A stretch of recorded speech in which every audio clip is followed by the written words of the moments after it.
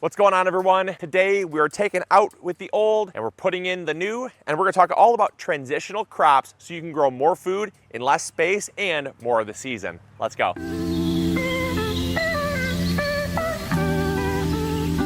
So we're just harvesting up our broccoli here, and quick little fact for y'all, you don't have to pull out your broccoli as soon as you harvest your main head. So here we had some Waltham 29 broccoli. It's a little bit of an earlier broccoli. And then we have here our Calabrese. Now our Calabrese is just starting to form that first main head, but after we harvest that main head, if you notice, you come in here, you'll see they're actually forming these smaller little side heads, if you will. And those side florets end up being a really good sized harvest after that first main harvest. So don't pull your broccoli out right away, but then after we do that second harvest, it's gonna be time, we're already into later part of June, we're gonna pull all these out and we're gonna transition our crops to something that's gonna last a lot longer and give us a lot more harvest for the space that it's being taken up. So see, if you check out this, that's where we actually harvested the first main head, and now we have these beautiful side shoots that come just off the side of that broccoli plant. And that is gonna give us another harvest, which is great. All right, and these, we're gonna harvest just these, and then we are gonna pull these plants out because we are going to transition them over to, like I said, our middle season crop. But I am really impressed. Look at the size. That's beautiful, absolutely beautiful broccoli, organically grown too. And as you'll notice, very little pest pressure. You keep the plants healthy, you keep the plants stress-free, and they'll reward you with some beautiful looking broccoli. Not the biggest I've ever grown, but hey, it would definitely get a tad bit larger yet. If we were to leave it in the garden for another couple days, these florets would kind of fill out, but I like my broccoli to be nice and young because it actually is a lot better tasting when it stays tight like that. As it starts to fill out, you get a little more spread out on the flowers, and it just gets a little more green tasting. But also, a little fact here, you're gonna never, ever cook broccoli the same way again after you learn this. Take these leaves off here like this, and then cut up that broccoli stem, and that right there, once you boil this up, this is probably my favorite part of the whole broccoli plant. So this is a great asset to have, and it's dense, it's a lot of food.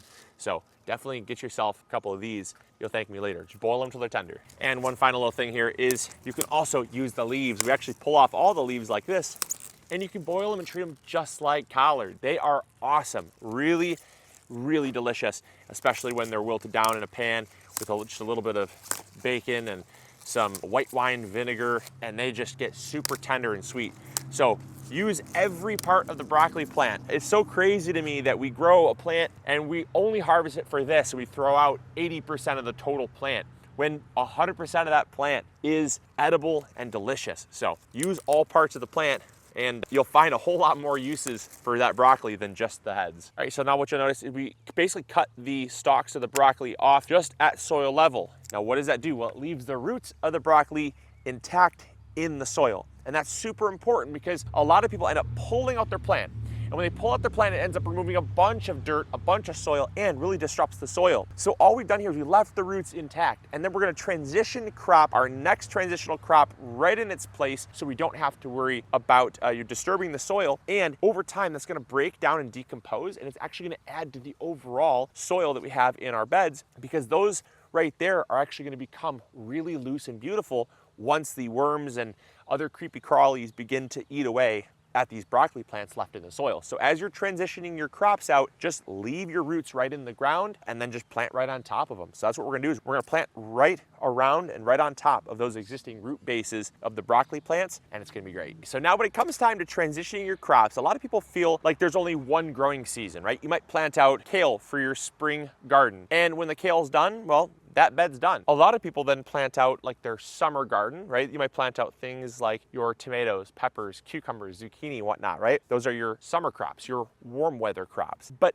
I'm here to tell you that that does not have to be always the case. You don't have to plant out a specific garden. What you can do is you could start with your early season crops, like we started out with our broccoli here. We have our kale and we have our kohlrabi. Kohlrabi's gonna be harvested here pretty soon. Our kale's gonna last most of the season. In between, we have a transitional season here where we wanna be growing something, because this open soil here it's a bad thing to have open soil because that leaves more room for things like the sunlight to come down, solarize and radiate the soil, actually kill off beneficial bacteria and fungi. It also allows for rain to really penetrate down and wash away nutrients, wash away topsoil, but then it also leaves the soil open for things like weed pressure. So what we want to do is we want to actually grow more food in less space so that we're growing more food. And so what we're going to do, we're going to talk about all the different types of transitional crops you could plant. And like I said, we're going to plant bush beans here. Bush beans is just one of several different transition crops you can be growing. And I'm kind of going to also touch on how you find a good transition crop to grow, because there's a few rules that you should follow to have good success with transition cropping. So you're growing kind of all seasons, right? An all seasons garden. And once you kind of figure those things out, the light bulb pops on in your head, you're going to have a ton of fun, because now an empty space is not going to be a, maybe, I don't know, it's going to be a, I can plant that there, and I know my garden is always going to be full and producing food. So the first rule that I kind of follow to finding a good transitional crop is going to be that it is a short-term to an intermediate-term maturity date. Now, how does that really define? Well, you have short-term crops, which are things like radishes, spinach, cilantro, arugula, right? Your crops that take less than about 45 days to fully mature. Then you have your intermediate-term maturity, which is 45 to right around kind of 65 to 75 days, right? So just before tomatoes would start to mature, right? Because then you get into your long-term maturity, which are like tomatoes, peppers, onions. Those are crops that they can take anywhere from 65 on the low end all the way up to like 110 on the high end for maturity dates. And so it doesn't really make a whole lot of sense when you're transitioning out a crop to plant something that takes 100+ days to mature, because chances are by the time that you already pull out your first crop, like for instance here is our broccoli, that first crop is done. We don't have 110 days left to plant. Like, I'm not going to plant out a giant tomato plant right now. It's not going to be enough time for that. And so we're not going to worry about planting out big tomatoes. What we're doing is we're planting out beans, because beans are kind of that intermediate term maturity. They take about 65 days to mature. And so we're gonna have plenty of time even after the beans are done, that we're gonna have about probably 30 to 40 days left in our growing season where we can plant something else even. Like we can plant another transitional crop. And so what you're seeing from this is that we go from broccoli to beans, and then we still have time left over. We might do things like spinach to finish the season off. We might finish with some Swiss chard or kale. We might do a fall planting of cabbage even, right? So there's lots that you can transition, and it's really important that you look at those maturity dates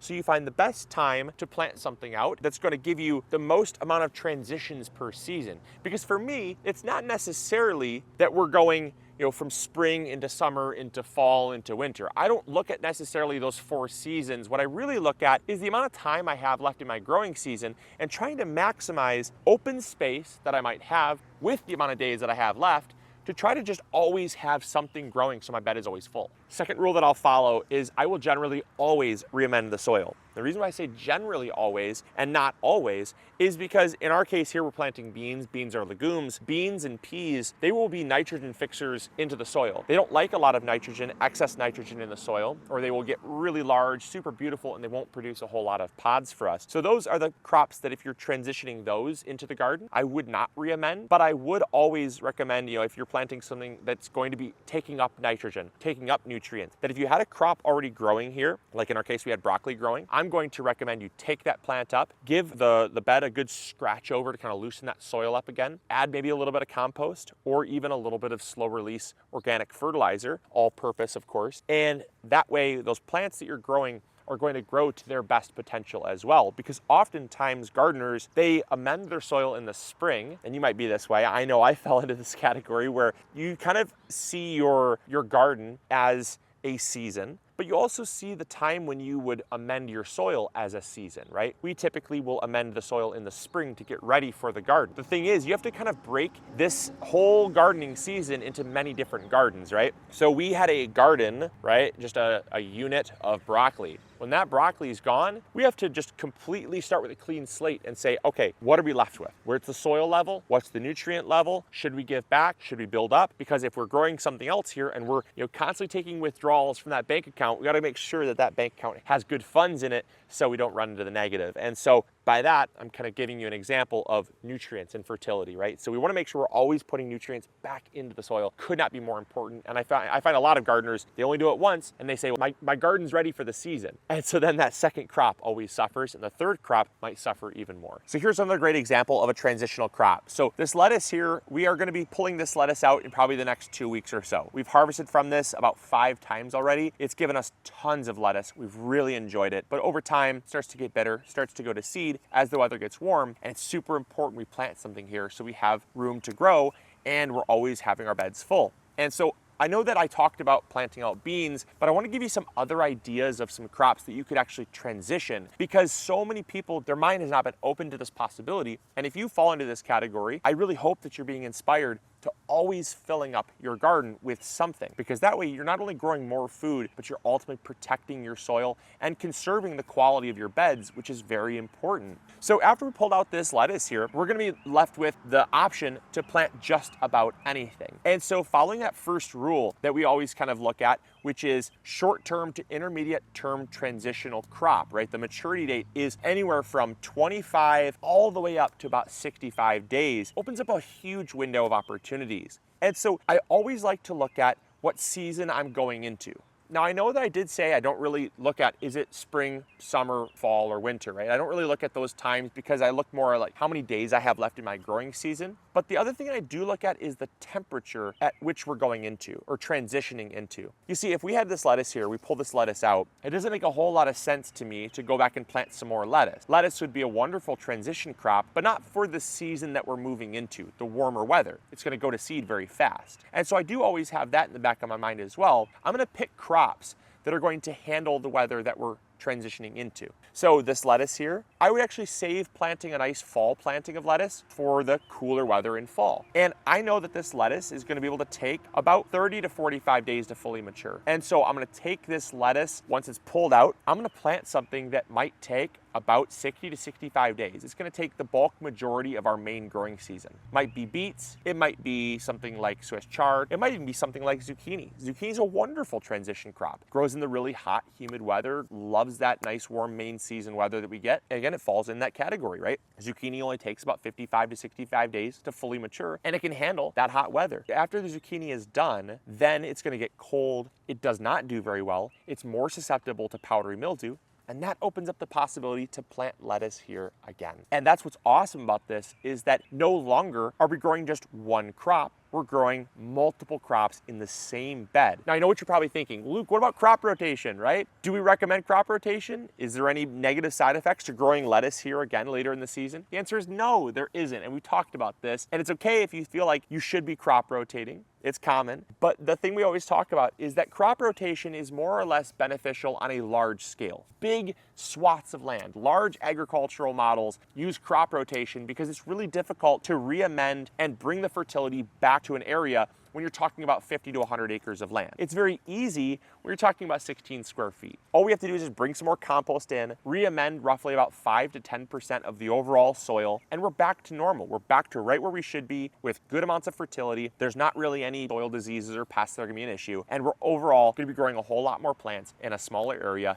and for a longer part of the season. All right, now here's another thing. Don't have it set in your mind how many times a bed should be rotated through. You know, we have a bed here like these beets. Those beets are going to be transitioned out. We might plant something like beans, and we might transition into another crop like lettuce later on. 3 to 4 transitions is great, but so is 2. Like here we have our determinate Romas. These are going to be loaded up with tomatoes for a good part of the season. And so we probably won't transition this bed until about late August, maybe even early September. And so this bed might only get 2 transitions, and that's fine. So I hope you all enjoyed. I really hope that you are growing more food in your garden. I hope this encouraged you to plant out even more things in your garden. And I know a lot of you are going to say this, well, Luke, by the end of the season, I'm kind of just exhausted. I'm kind of just wore out. What if I don't want to plant anything? What I would say to that is at least plant like a cover crop. At least cover your bed with some compost. Give it some form of protection. Give it some type of mulch. Protect it at all costs, because even if you're not growing a plant, you should still be caring about the soil quality for the next season. So I hope you all are inspired to grow more food, have more fun in the garden, and give me some ideas what I should make with this broccoli harvest in the comments box down below. And we'll catch you all on the next episode. As always, grow bigger. Bye. Hey, thank you so much for watching today's video. I really appreciate it. If you enjoyed, consider checking this one out. You'll probably enjoy it just as much. I want to thank you so much for your viewership, because without it, this channel would not be as amazing as it is. If you haven't subscribed yet, it's free. Consider doing that. We upload every Monday, Wednesday, and Friday, rain or shine. And if you need any garden tools, supplies, or seeds, check out MIgardener.com. We got you covered. See you guys in the garden. Bye.